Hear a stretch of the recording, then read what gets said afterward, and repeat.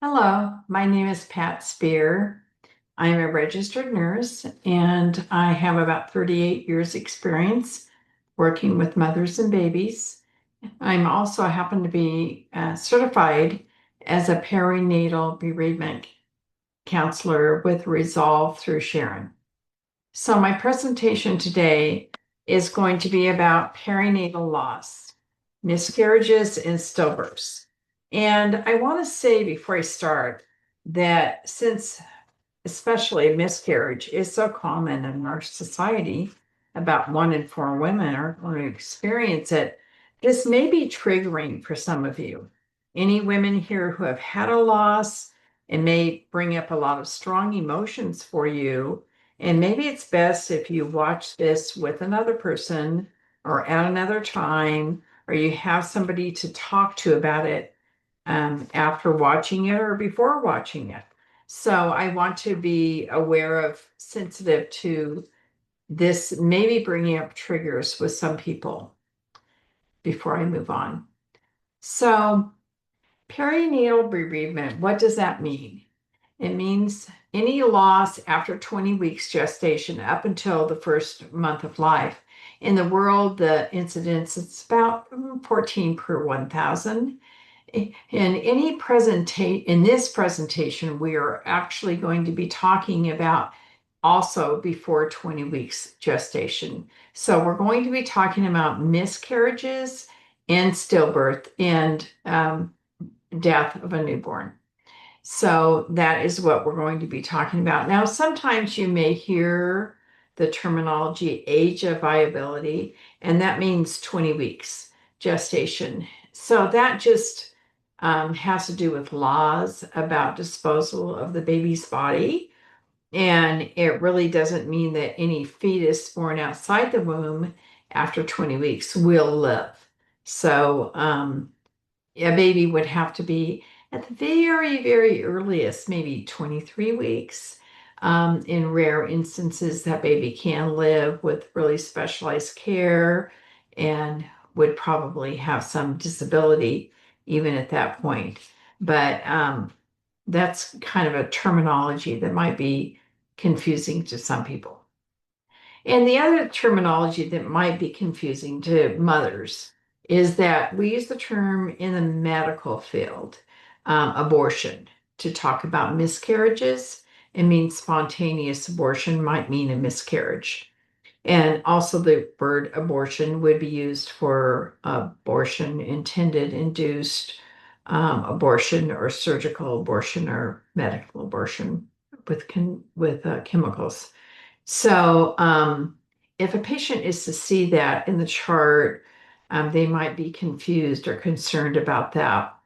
So, stats on perinatal loss, miscarriages are overall about 15% of all pregnancies are going to end in miscarriage. And about 1 in 4 people is going to experience at least one miscarriage in their life. It's higher for Black women, 43% higher. And for stillbirth, about one in every 160 deliveries is going to result in stillbirth. A majority of them is known before labor. So 80% of pregnancy losses are actually in the first 12 weeks, and the incidence goes down after that. For instance, at 4 weeks, it's 24%, and at 6 weeks, 10%, and at 8 weeks, 5%. And then it goes way down after that. So it is more common for Black women and American Indian women, probably due to racism. It's actually hard to count all miscarriages because many miscarriages take place before a woman even knows she's pregnant, or it just happens at home. She doesn't even get medical care.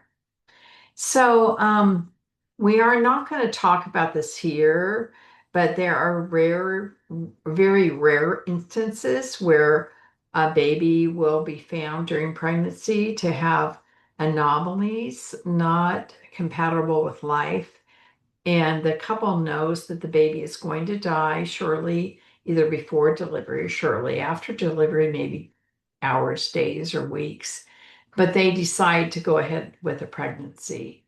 And in that case, we, a big medical center is going to provide some palliative care for the family, and that happens very rarely.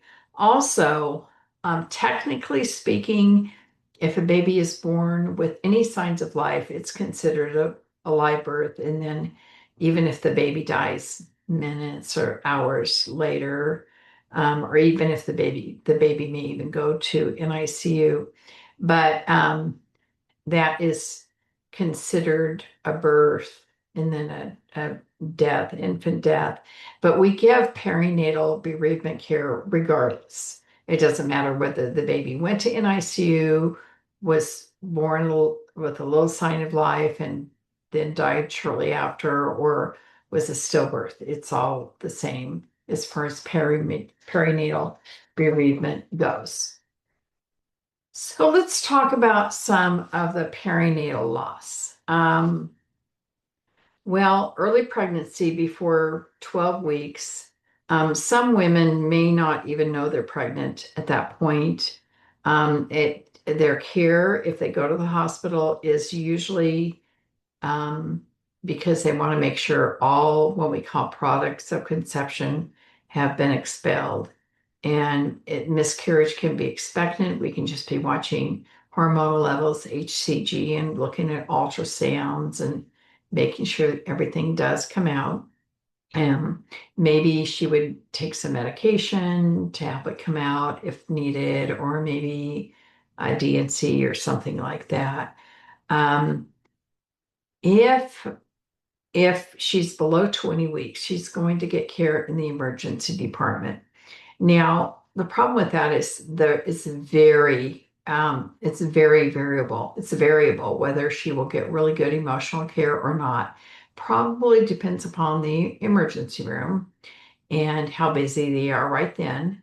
Obviously, somebody having an 8-week miscarriage is not going to be a priority compared to maybe a big trauma that might be in there, and they're trying to save people's lives, and they're short-staffed. And unfortunately, she may not get the good emotional care that she deserves. Um, and it probably also depends upon the personnel that are there, and what kind of care she gets. So it's variable. Usually they're going to come to the emergency department at that point. Now there could be rare instances where maybe she's 18 to 20 weeks and she ends up being in the labor and delivery area. Maybe um, she wasn't sure her dates, or maybe there was a medical problem with her, or she had her water broke early or something like that. So that can happen. Now, the problem with a late miscarriage, or the problem with an early stillbirth, would be that the mom isn't really showing yet. So she has a relationship with her baby. Maybe she's felt her baby move. Maybe she's just starting to show. She certainly has signs of pregnancy. She knows she's pregnant, but other people don't yet. She's not showing yet. And so it's hard for people to really give her the care that she needs emotionally. And even with the father of the baby may not feel very connected yet to that baby, hasn't felt him or her move, things like that. And that's the case sometimes with like incompetent cervix or early rupture membranes, something like that. Um, and early stillbirth, the problem also is that the baby could be well formed, even with a late miscarriage. And maybe the mom passes the baby in the toilet at home. And unfortunately, it could look like a fetus or an embryo, and it could be very traumatic for her. So that is something that can happen, unfortunately. Most stillbirths, 28 weeks and on to term, are known before delivery.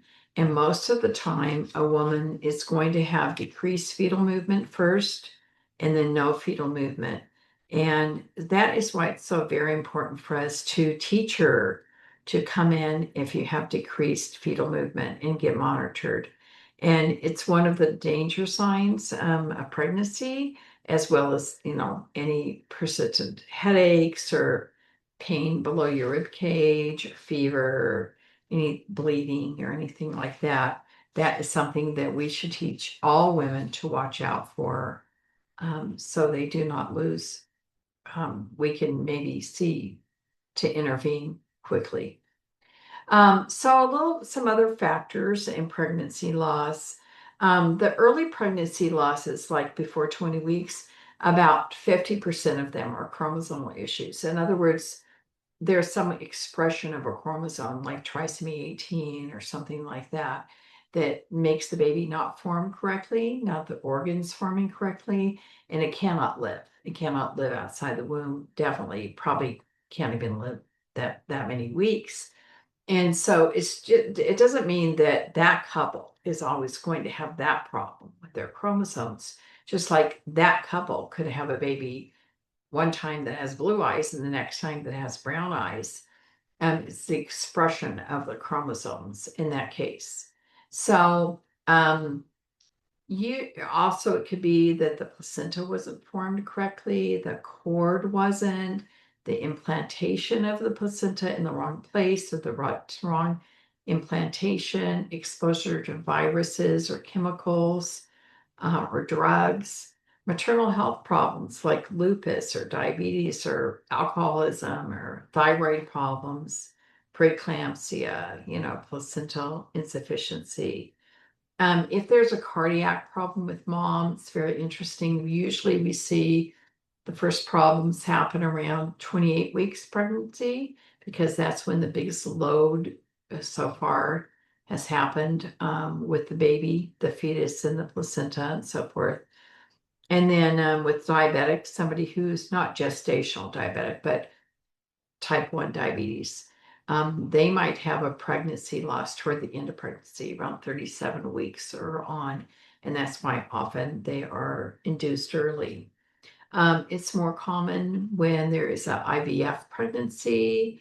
It's more common to have a pregnancy loss when the woman is older, in her 40s. So there's a lot of reasons for a pregnancy loss, but in most cases, we do not know what the reason is. Now, it's important to listen to the mom to identify her needs. And that is, I can't stress that enough. And that is because for a miscarriage, it's important to know what research has shown us. 75% of women that have a miscarriage are going to be very sad. They're going to feel like it's a loss of a baby. And they'll be having all the classic signs of grief. But 25% of women that have a miscarriage are going to feel like it's just a fact of life. It just happens to some women. It's just part of life, and we go on with it. So, miscarriage has a very wide range of responses. So, let's give an example. If you approach a woman that is that 25 in that 25% that just feels like it's a fact of life. And right away, without talking to her, you say, I'm so sorry for your loss. You must be so sad. And let me give you a tissue. And oh, I'm so sorry. And um, she's going to look at you like, oh my goodness, am I supposed to be feeling something different than I am? What's wrong with me? I didn't know this was such a big deal. And then that's really going to affect her self-esteem and so forth. But the patient that sees it as a loss of baby, if you just approach her like it's a fact of life, she would feel like you were being very callous and very unfeeling and not very sensitive at all and not very understanding. So that it's very important to ask the woman what it means to her before launching into your responses about her miscarriage. So find out what it means to her before offering whatever responses might be needed for her. Let the parents lead the way in the discussion.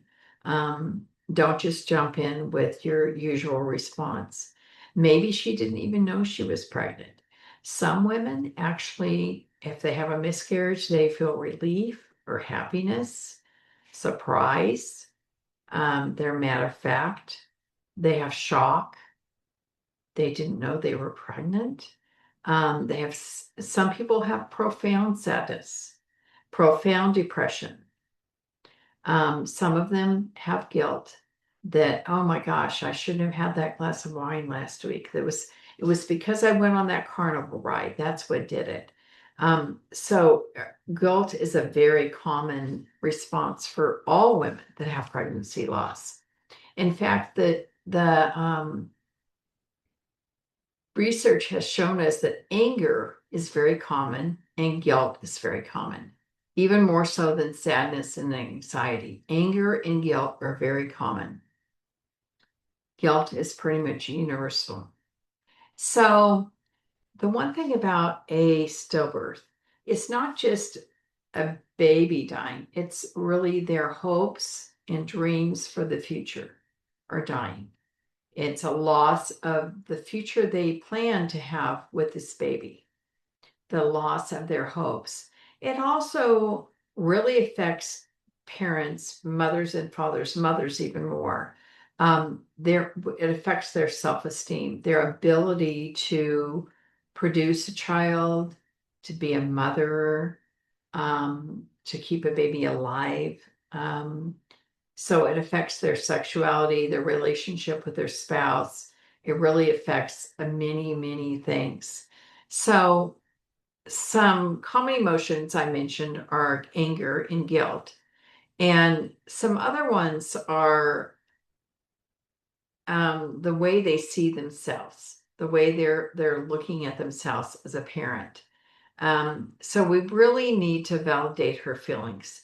She could have shock and disbelief, anger, bargaining, depression, acceptance of it, sadness, fear that it could happen again, anxiety. So it's important to validate her feelings. Now, one thing that happens is in our society is many people around her, friends and family, do not know what to say. So they tend to avoid the couple. They may not invite them as much for friend meetup groups and family gatherings. They don't know what to do. They don't know what to say. They don't know how to help the person. It's not natural. It's natural for somebody who's 92 years old to die, but it certainly is not natural and not common for a baby to die before it's born because they don't know what to say. And very well-meaning and loving people say the wrong thing many times. So they say things like, you can always have another baby. It's probably for the best. It's probably God's way of taking care of things. It's nature's way. It's a good thing the baby wasn't older when he or she died. That would have been really hard. It was probably a good thing. So they don't know the right thing to say, and they walk away patting themselves on the back saying, "Boy, I really helped," when maybe what they said could be devastating. So those are things not to say. The other thing that friends and family do sometimes is they assign a time frame for grieving. Like, oh, that was miscarriage was 6 months ago. Aren't you over that by now? Or you lost that baby 2 years ago. It seems like you should just be able to have another baby and that would heal you. But a time frame is not really good for grieving because grief is always going to be there. She's always going to grieve. Is it going to decrease in intensity? Yes, it will over time. But when it's always going to be there in some form, like different things will trigger holidays, anniversaries, birthdays, etc. And the one thing that we always say, even in support groups, is that it's good for her to go to a mental health professional. Even though she's doing very well, she's emotionally healthy, coping and everything. Everybody that has a pregnancy loss should at least one time visit a professional to talk about that. The other thing to keep in mind is that men and women grieve differently. They express themselves differently, they share differently, they sometimes can or cannot talk about their feelings openly. And they're usually going to be at different stages in the grieving process than their partner is. So that can cause some tension in the relationship. It can cause issues in the relationship. So that's one thing to keep in mind. Um, and what we should be doing is listening and letting them express any feelings they're having, acceptance of their feelings, and normalizing their feelings, and being present. Even if we say nothing, just being there and holding their hand and listening to them cry sometimes is a great help. Um, Being able to accept their feelings, allow the tears instead of stopping their tears. The minute somebody starts crying too much and you run out of the room to get a Kleenex, that pretty much is telling them you shouldn't be crying. Just stop that crying, mop up those tears. So if there's Kleenex available right there, great. But if there isn't, don't stop their crying to go get mop it up. It may be very messy, but that's okay. Um, and it's okay if you get teary too, because that tells them you have feelings also. So sometimes just holding their hand and saying, this must be terribly difficult for you, if that's appropriate, that would be a good thing to say, or I am so sorry this happened to you. But to say, I know what you're feeling. If you haven't lost a baby, you don't know what they're feeling. And your circumstances are probably different than theirs anyway. So you really don't know what they're feeling unless they tell you. But just holding their hand and listening and saying, I'm sorry. Oh my gosh. Tell me how you feel. That can be very, very helpful. But it's hard to do when you're new at it. Definitely. So, hospital protocols. I want to talk about this. What happens in the hospital when somebody has lost a baby? Well, it's varied depending upon the hospitals. All the hospitals do the basic things like having her hold the baby, maybe taking pictures. But having a big, extensive bereavement program. Usually, just larger hospitals have that. A couple do. Most hospitals do put some kind of symbol on the door or maybe a leaf or a butterfly or something. And it tells the rest of the hospital personnel, don't just barge in there to take their blood and say, congratulations, when she's just had a stillbirth.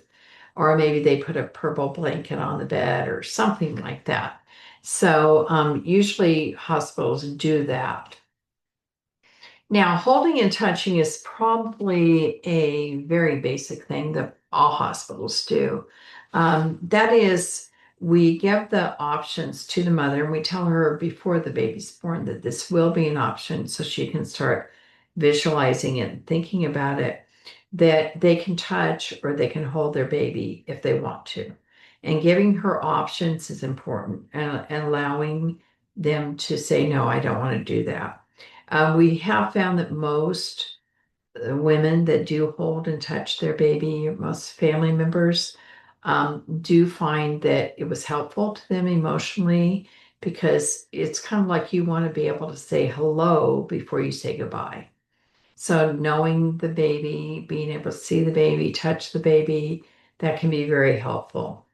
Um, so usually we wrap the baby up in a little blanket very gently and then walk to the parents and let them know what they might be seeing. Like the baby's really small, there's bruise on the head over here, and the skin on his wrist is sloughing off a little bit. But if you want me to, do you want to see him?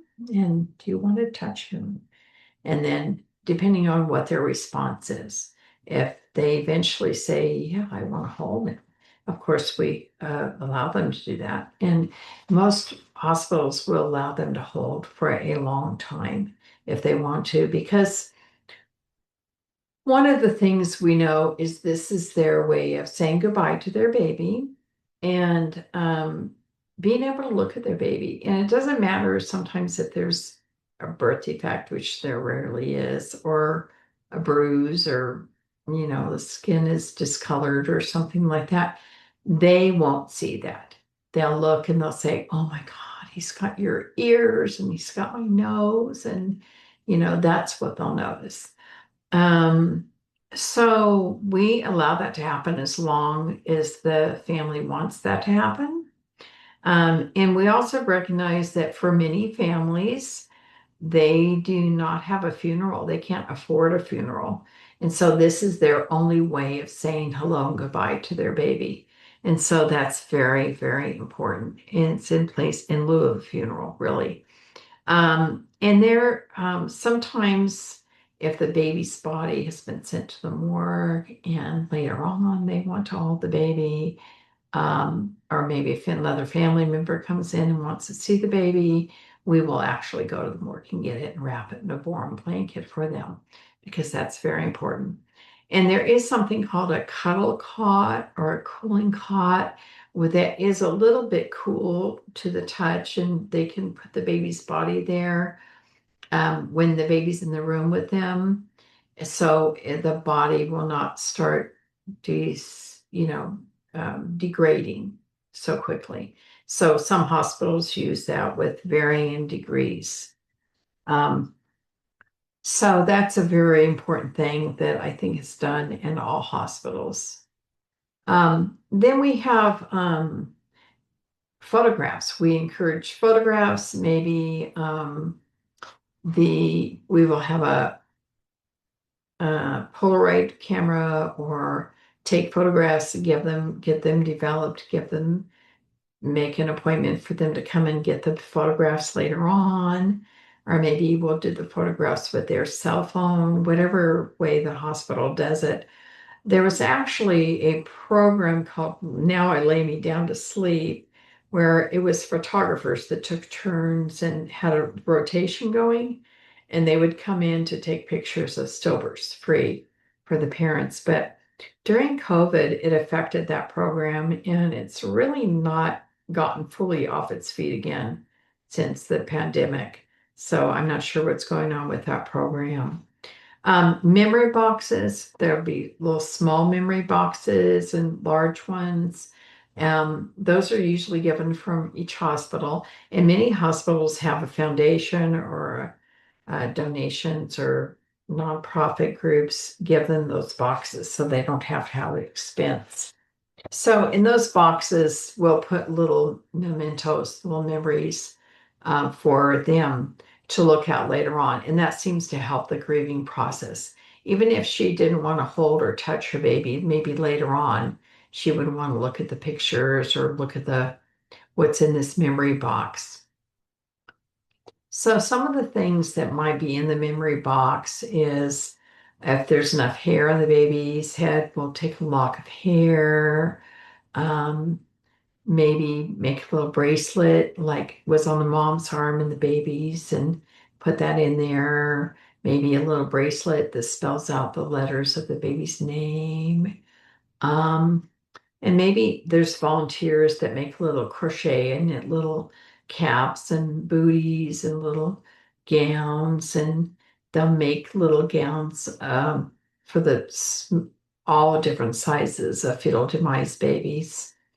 Um, so they'll do that, and sometimes we'll put these clothing on the baby and take pictures, and then we'll take them off the baby later before they go home and put them in that box. So the baby, the blanket or the clothing or the cap, has the scent of the baby on it.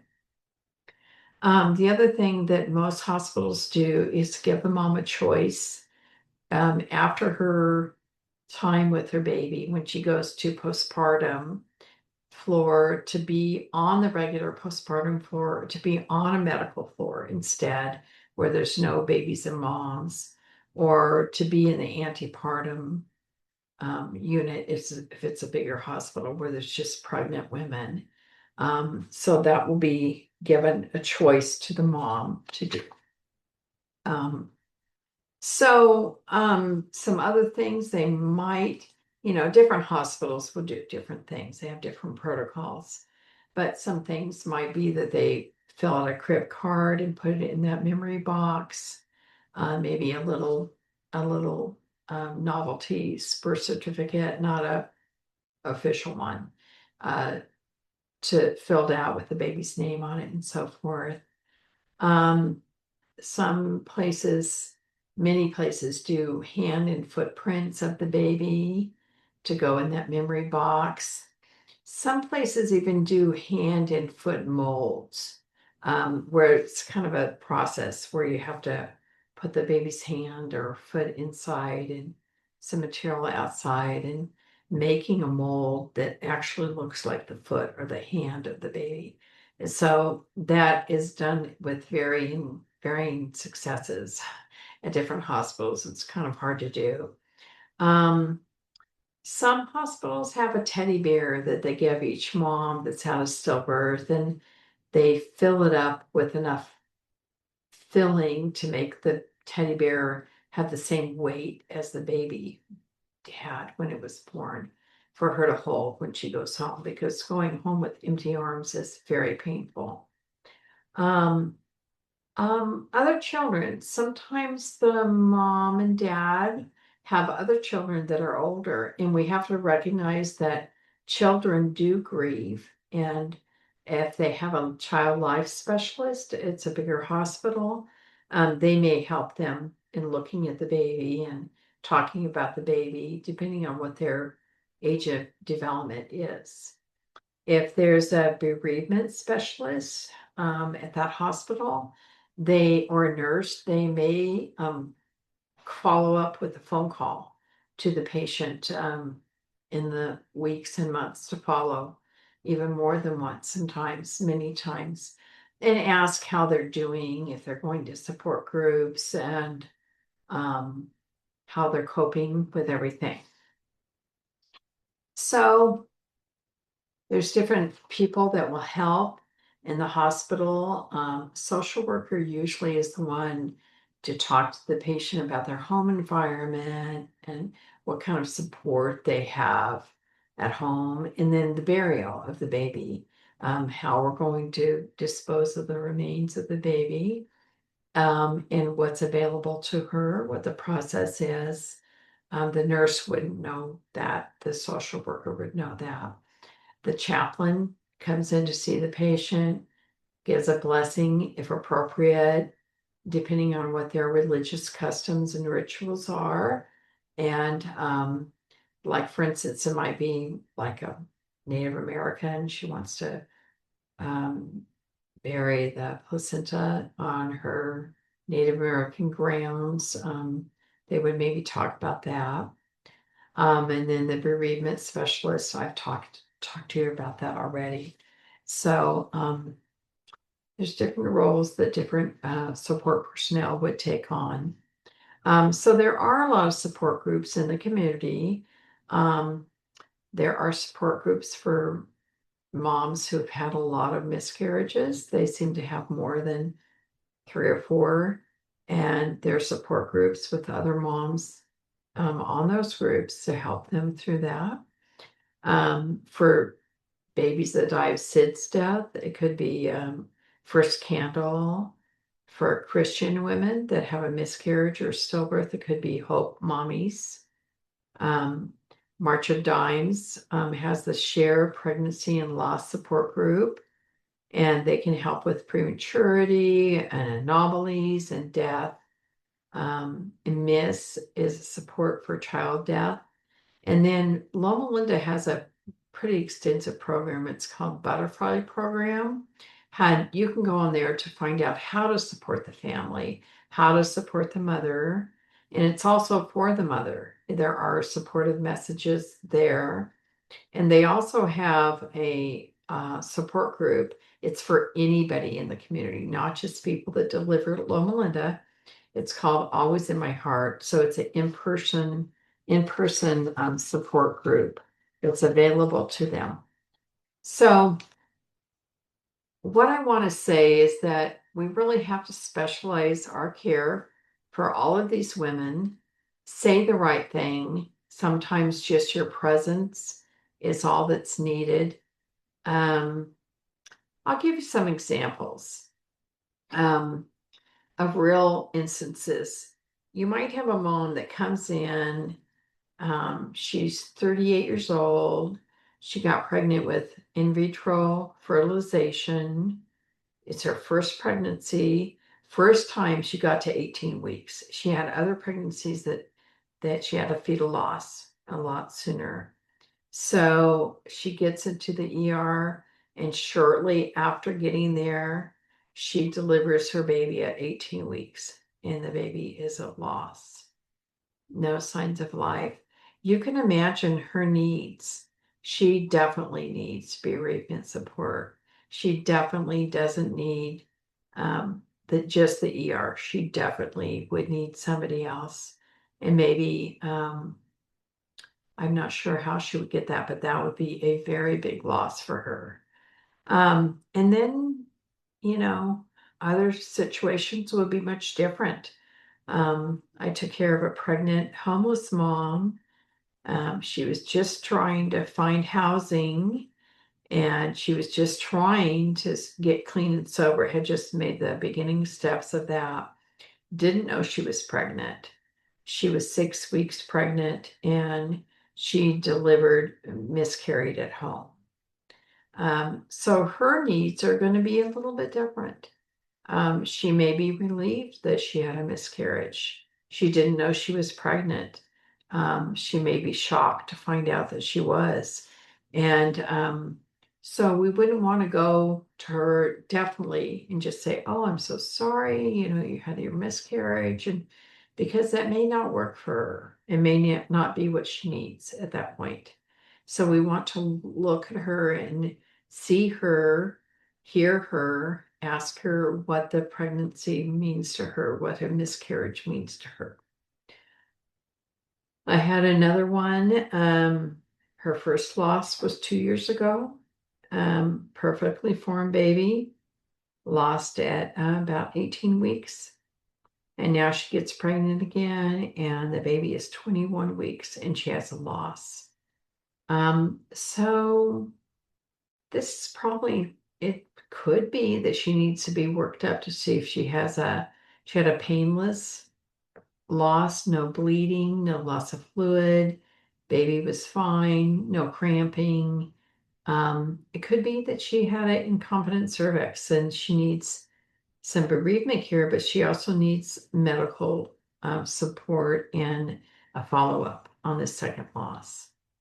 I had another mom who was a primate, her first baby, 27 years old, and she was diabetic, and she did not take care of herself at all.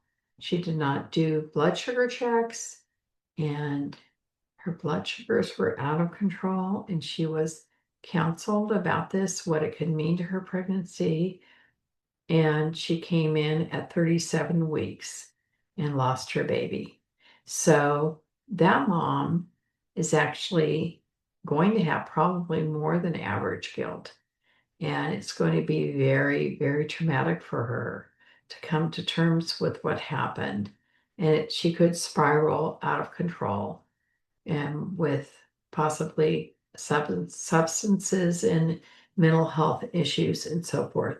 So remember that it's important to listen to women and to be there for what their needs are. Everybody has different needs. Um, and being there is very important. Listening to them, listening to their cry, listening to them cry without getting too uncomfortable, um, and normalizing their feelings, saying things like, "This must be really hard for you. I'm so sorry this happened to you." Um, and allowing them to cry, allowing them to tell you what they're feeling, normalizing their feelings, paraphrasing what they're saying. If they say, "Oh my gosh, I'm never going to be able to have another baby," say, "Oh, you're afraid that you're never going to be able to get pregnant again. You're afraid you're never going to be able to have a full-term delivery. That's scary. That must cause a lot of anxiety." So it's important for us not to say things like, "Well, it was for the best. Don't worry about it. You can get pregnant again.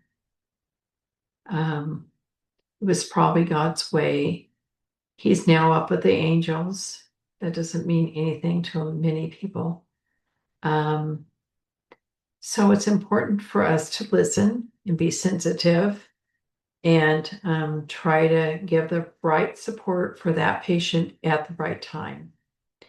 And it can be a real challenge for you if you've never done it before. It can feel really uncomfortable. So make sure that you deal with your own stuff first before trying to be there to help other people.